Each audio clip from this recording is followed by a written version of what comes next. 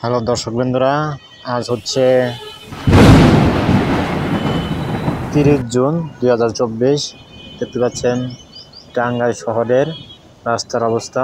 রাস্তায় গাড়ি ঘোড়া চলছে, ঝিরি ঝিরি বৃষ্টি হচ্ছে। আবহাওয়া জানিয়েছে আজ থেকে আরও 3 দিন এইভাবে বৃষ্টি পড়বে। দেখতে পাচ্ছেন টাঙ্গাইল শহরের রাস্তার অবস্থা। অনেক কম লোকজন চলাফেরা করছে এবং গাড়ি ঘোড়া অনেক কম যাচ্ছে।